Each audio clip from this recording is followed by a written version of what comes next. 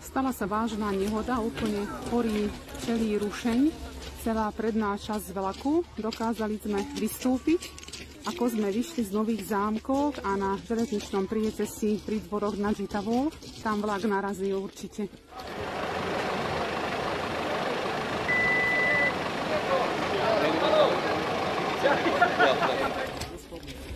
Bol len veľký buchot, potom vlak zastal, dokázali sme vystúpiť, ale horí celá predná časť vlaku.